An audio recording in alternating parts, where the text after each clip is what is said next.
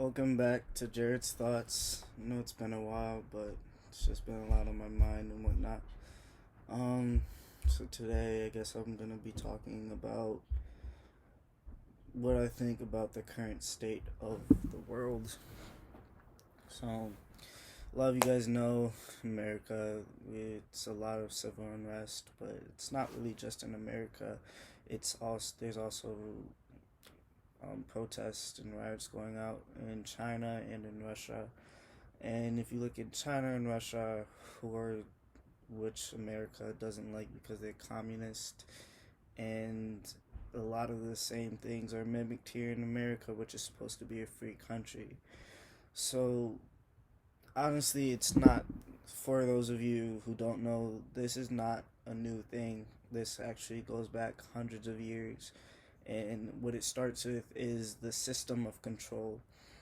What this system is, it's the idea of a select group of people who are who have given themselves power over the majority mass population of people to make them do their bidding. They lead you to think that they're good and that they're different from, say, criminals or whatever, but it's really not. Like, you guys have seen the show Narcos with Pablo Escobar. Like, they were literally Pablo Escobar.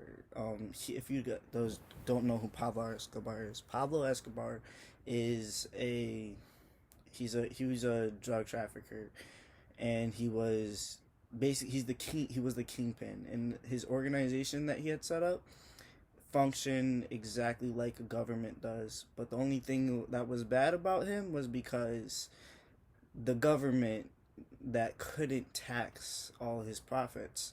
So, and like that's really the only difference between what you think are criminals and what you think are government and the good guys, because the only difference is that they control you basically. So like, if you look at the world, like, it's literally Game of Thrones.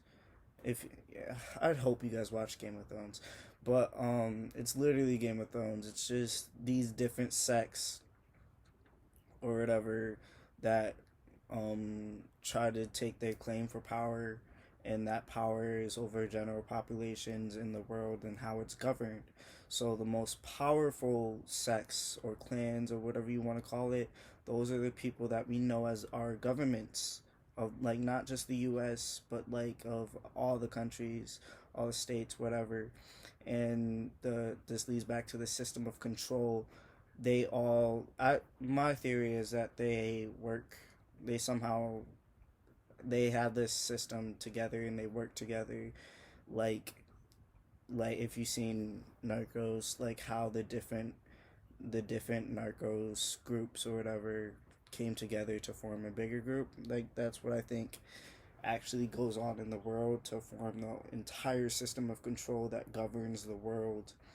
And they distract you from that because they set up different things to divert your attention, like, say, so like celebrities, sports, whatever, social media, blah blah blah.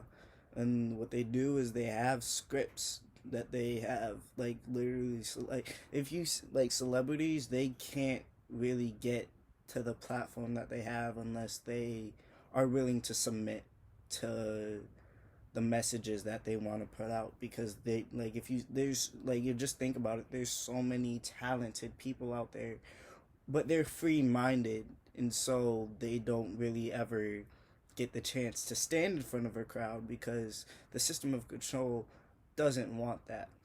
And what they, like I said, and so also to, like, divert their from eyes looking at them, they try to find what is called scapegoats, and that's when you see people being blamed for things like, say, colored people, Muslims, Jewish people. Like, this goes back centuries. Like, it really does. And anything that ever is really a threat to them, they disappear. And that's just that's just how it works. But, like, I feel like now, today, people in general are kind of catching on to this whole scandal scheme that's going on. And it's also not even just that whole scandal scheme, it's just how this system of control oppresses the general population. Like, if you look at it, all the people in power, they say you have to work, to have a good life, you have to work to do all this, you have to work to do this stuff. Meanwhile, their entire lives, they are straight vibing, they're living their best life because they know that the masses are bringing money in their pocket. This goes back to one of my earlier videos, how I said, like, literally everything bad in the world has something to do with money, because that's what their whole system of control does. Like, that's what their thing is. That's how they keep control of it, people, is because of this whole idea of money. That if you have money, you have power, and the only thing with that is that they have all the money, and no, and unless you're able to, like, kind of see this, you will always be trapped chasing money, and you'll never really get to it, because as soon as you get the money, you have to give it back, whether it be through taxes, whether it be just for basic needs of survival, like food, water, a place to live. You have to pay for that.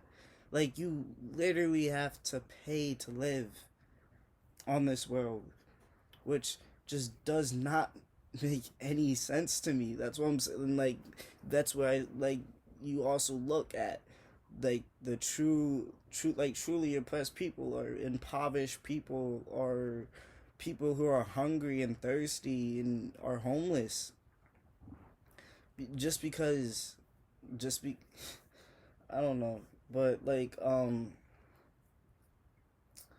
it's just, it's so, I feel like it's a combination of all of that, and it is, like I said, in not even just poor people, but, like, all the oppressed peoples, like, anything that's outside of their ideal person, and ideal person who's willing to submit to their control.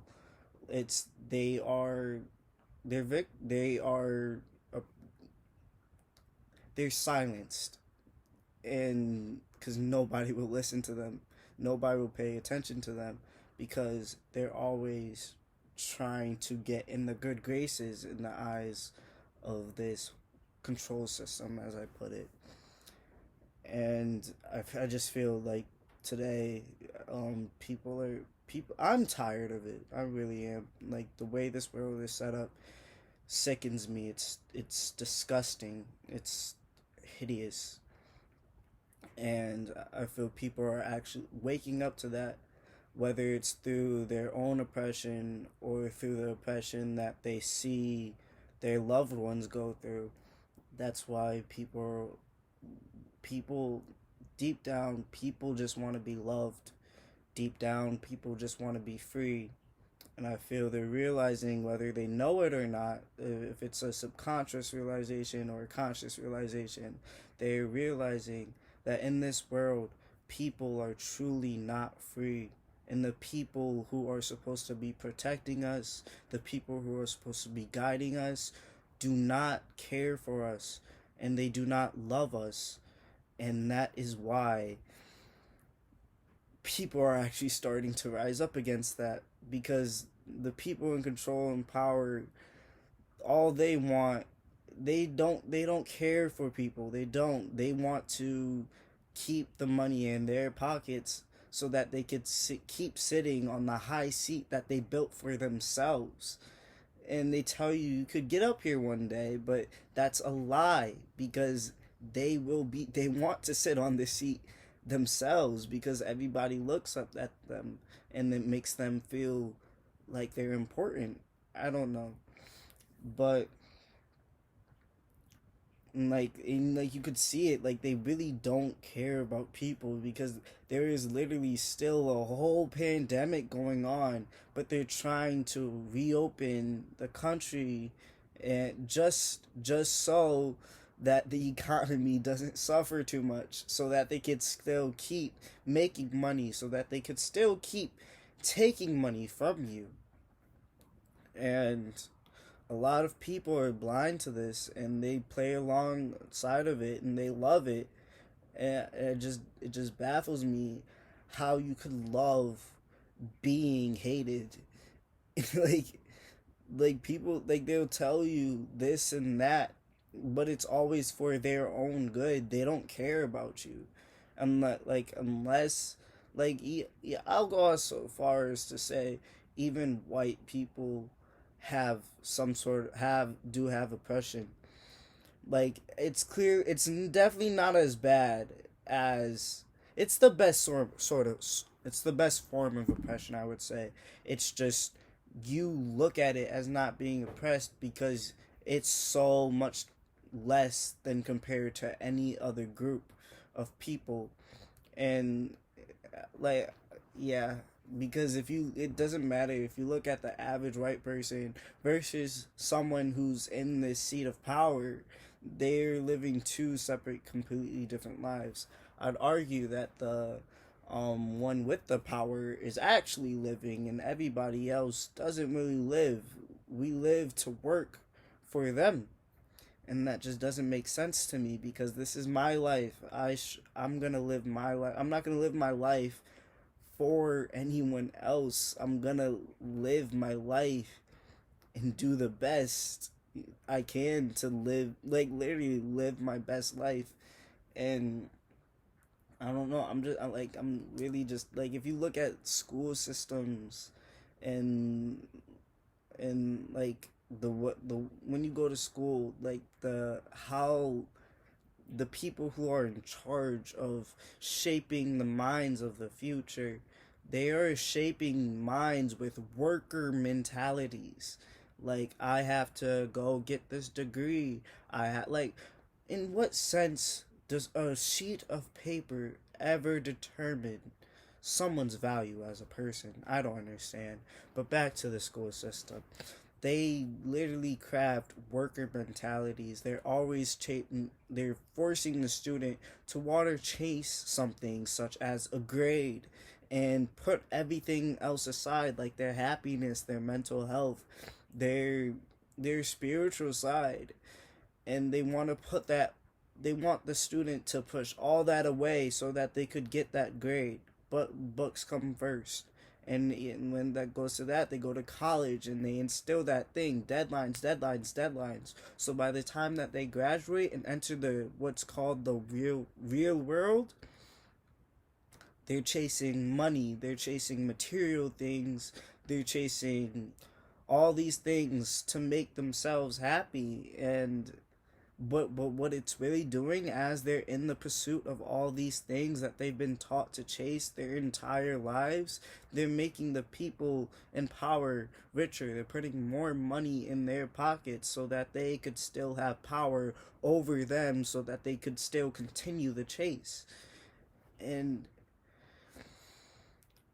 and I just feel people are starting to realize that, whether through whatever form of oppression, through whatever lie that they've been told, I feel that people are starting to recognize not necessarily the truth, but they're recognizing that everything that they're told is not necessarily true.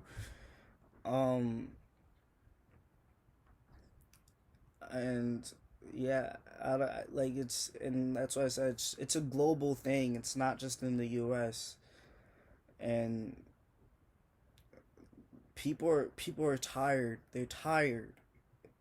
Uh, They're so tired. And when people get tired and you mix tired with anger, things happen. If you look at the very like the conception of America, um, with the founding fathers and whatnot, um, they were tired of being oppressed by Great Britain, and so they had riots themselves, such as the Boston Tea Party. And after that, there was a revolution, and things for them changed. but they built themselves a seat of power to then go on and do the same thing to the people that they govern. And that's very hypocritical to me. And I feel today people are still tired, even more tired, so, and even more angry. So that's why you see all this civil unrest, all these riots, not just in the U.S., globally. And I will.